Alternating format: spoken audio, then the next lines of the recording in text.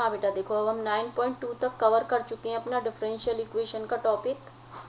अब हम स्टार्ट करेंगे 9.3 पर 9.3 एक्सरसाइज को हम लिंक करेंगे किससे, 9.2 से। तो सबसे पहले तो 9.3 एक्सरसाइज में हमें करना क्या है, 9.3 में हमें करना है फॉर्मेशन ऑफ डिफरेंशियल इक्वेशन, यानी डिफरेंशियल इक्वेशन आपको बनानी है। डिफरेंशियल इक्वेशन बनानी है तो ऑब्वियसली आपको डिफरेंशिएशन करना होगा, यानी कि अवकलन करना होगा। तो सबसे पहले अभी हमने 9.2 में क्या पढ़ा था उसी से लिंक करते हुए हम इसे समझते हैं। 9.2 के कुछ क्वेश्चंस के एग्जांपल लेती हूँ मैं। जैसे कि पहला क्वेश्चन था आपका 9.2 का कि आपको गिवन था y double dash minus y dash equal to 0। ये एक डिफरेंशियल इक्वेशन गिवन थी आपको, ठीक है। और इसका सॉल्यूशन क्या था, इसका सॉल्यूशन था y इक्वल टू ई की पावर x प्लस 1। ये इसका क्या था, इस इक्वेशन का सॉल्यूशन था। इस इक्वेशन से हमने ये प्रूफ किया था कि इसकी डिफरेंशियल इक्वेशन ये है। इसी तरह से दूसरा क्वेश्चन था हमारा y डैश माइनस 2x माइनस 2 इक्वल टू 0।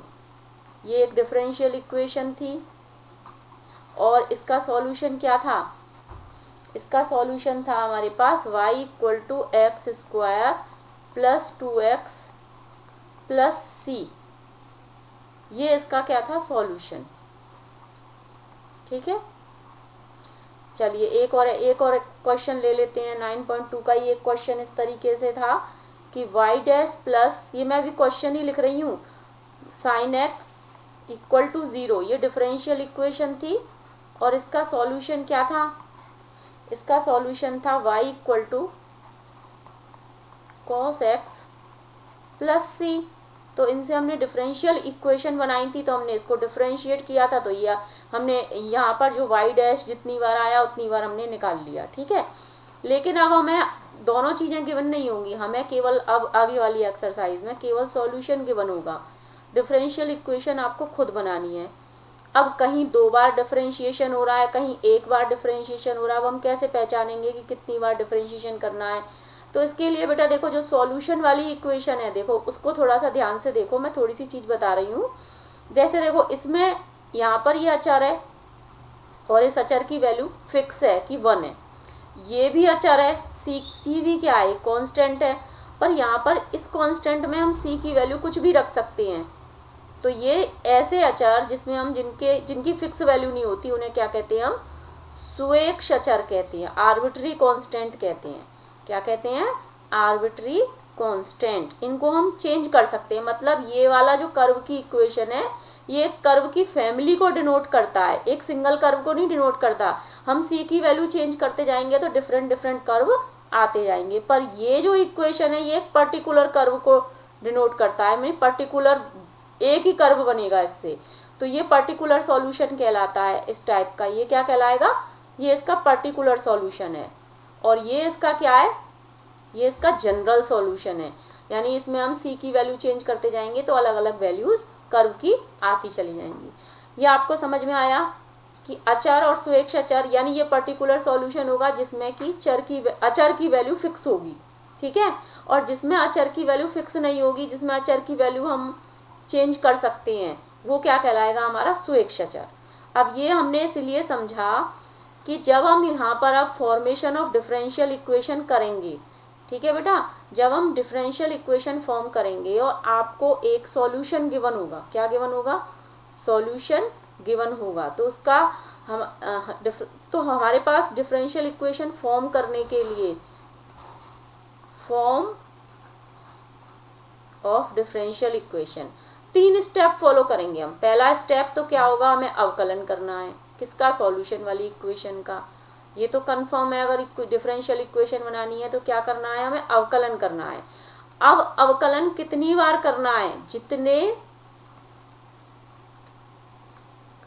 सॉल्यूशन में, यानी जो उसका हल दे रखा है हमें, सॉल्यूशन में अचर हैं, स्वेच्छ अचर हैं, क्या, जितने सॉल्यूशन में स्वेच्छ अचर हैं उतनी बार उसे हमें अवकलन करना है।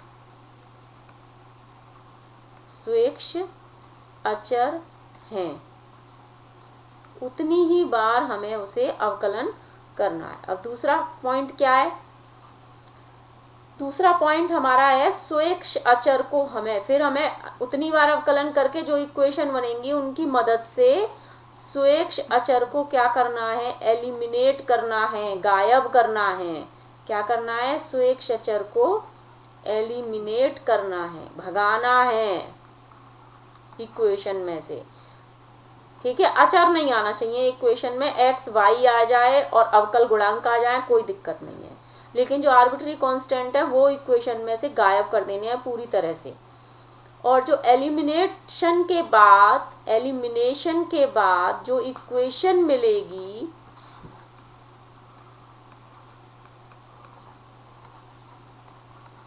जो डिफरेंशियल इक्वेशन आपको मिलेगी वही आपका आंसर है, वही डिफरेंशियल इक्वेशन है। ठीक है, आई होप आपको ये समझ में आएगा। ये प्रोसीजर था, अब हम क्वेश्चंस करते हैं जिससे आपको ये क्लियर हो जाएगा। जैसे मैं क्वेश्चन नंबर 1 एक क्वेश्चन ले लेती हूँ, आपकी एक्सरसाइज का ही पहला क्वेश्चन ले लेते हैं। चलिए, आपकी एक्सरसाइज का पहला क्वेश्चन है, आपको एक इक्वेशन गिवन है x/a plus y/b equal to 1। क्या ये डिफरेंशियल इक्वेशन है? नो, क्योंकि इसमें डिफरेंशियल कोफिशिएंट तो है ही नहीं। तो ये इसकी डिफरेंशियल इक्वेशन आपको बनानी है। तो यहाँ देखो कांस्टेंट, एक ये कांस्टेंट है, एक ये कांस्टेंट है, ये तो फिक्स है। तो यहाँ पर स्वेच्छ अचर कितने हैं? सबसे पहले हम जब भी डिफरेंशियल इक्वेशन फॉर्म करेंगे तो सबसे पहले इक्वेशन में क्या चेक करेंगे कि इसमें आर्बिट्री कांस्टेंट कितने हैं। नंबर ऑफ आर्बिट्री कांस्टेंट कितने हैं इसमें? Arbitrary constant 2। यानी कि अब हमें ये पता चल गया कि हमें इस इक्वेशन को कितनी बार अवकलन करना है, 2 बार। तो सबसे पहले इसको इक्वेशन को डिफरेंशिएट, पहला इक्वेशन नंबर 1 को differentiate with respect to x। तो जब x के रेस्पेक्ट में डिफरेंशिएशन करेंगे तो x/a का डिफरेंशिएशन क्या हो जाएगा, 1/a प्लस y का डिफरेंशिएशन क्या हो जाएगा, y'/b और 1 का डिफरेंशिएशन क्या हो जाएगा, 0। ये हमारी आ गई दूसरी इक्वेशन। ठीक है, अभी एक ही बार डिफरेंशिएशन हुआ है। अब क्या करेंगे, क्योंकि हमारे पास 2 आर्बिट्री कांस्टेंट थे, तो अगेन यानी कि दोबारा से differentiate with respect to x। दोबारा से x के रेस्पेक्ट में करेंगे। कौन सी इक्वेशन को? दूसरी वाली को। तो 1/a का डिफरेंशिएशन 0 हो जाएगा, y डैश का क्या हो जाएगा, y'/, ये b तो ऐसे ही रहेगा इसके साथ, इक्वल टू 0। अब देखो 0 को जरा इसको सॉल्व कर लेते हैं जरा। तो y' इक्वल टू b का मल्टीप्लाई 0 से करेंगे तो 0 ही हो जाएगा। अब यहाँ से आर्बिट्री कांस्टेंट आ रहे हैं क्या? इसमें नहीं आ रहे। तो फाइनली आर्बिट्री कांस्टेंट गायब हो गए 2 बार डिफरेंशिएशन करने से अपने आप ही। तो फाइनली यही हमारा क्या होगा, डिफरेंशियल इक्वेशन होगी। ठीक है, ये हमारी डिफरेंशियल इक्वेशन फाइनली आंसर आ गया, फॉर्म हो गई डिफरेंशियल इक्वेशन। ठीक है, अब देखिए, चलिए दूसरा एग्जाम्पल ले लेते हैं, दूसरा क्वेश्चन ले लेते हैं एक और। मैंने ये क्वेश्चन बताए हैं, एग्जाम्पल्स आप अपने आप करिएगा, कोई प्रॉब्लम आए तो पूछ लीजिएगा। देखिए, चलिए क्वेश्चन नंबर 2 ले लेते हैं। ठीक है, क्वेश्चन नंबर 2 क्या है आपका, देखते हैं। क्वेश्चन नंबर 2 है आपका y² equal to ab² minus x²। ठीक है, अब आप सबसे पहले क्या चेक करेंगे, पहला पॉइंट क्या था हमारा, स्वेच्छ अचर कितने हैं इसमें, आर्बिट्री कांस्टेंट। आप चाहे इंग्लिश में पढ़ो या हिंदी में, उससे कोई फर्क नहीं पड़ेगा बेटा, मैं दोनों लैंग्वेज में आपको बता रही हूँ। आर्बिट्री कांस्टेंट कितने हैं इसमें, 2।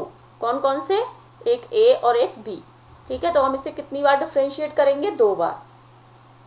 तो जो इक्वेशन नंबर 1 है इसको डिफरेंशिएट करते हैं विद रेस्पेक्ट टू x।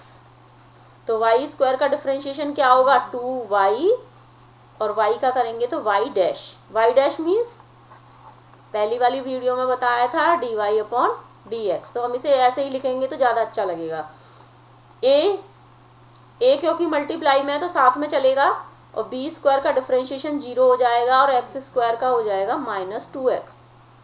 ठीक है, अब इसे थोड़ा सॉल्व करके लिख लेते हैं।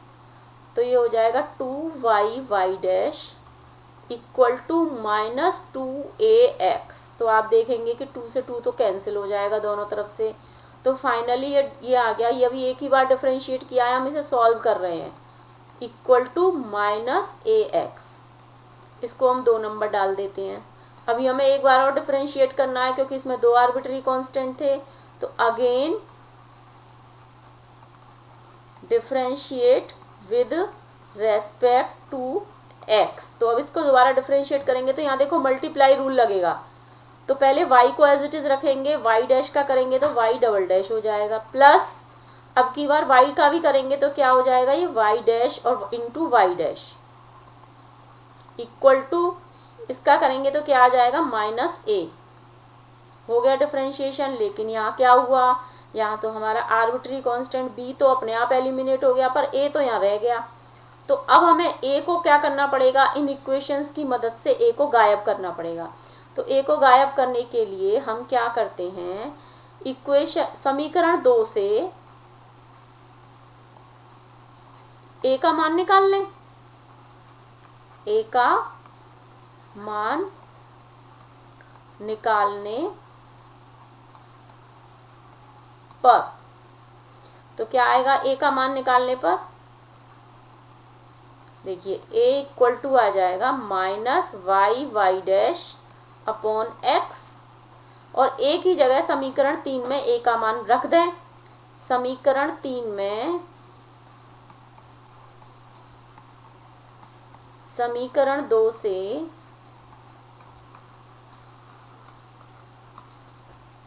a का मान रखने पर, तो जब हम a का मान रखेंगे तो क्या होगा, y double dash plus y dash का square equal to minus a की जगह क्या रखेंगे, -y डैश अपॉन x। तो देखिए यहाँ क्या होगा, ये माइनस और माइनस तो प्लस हो जाएगा।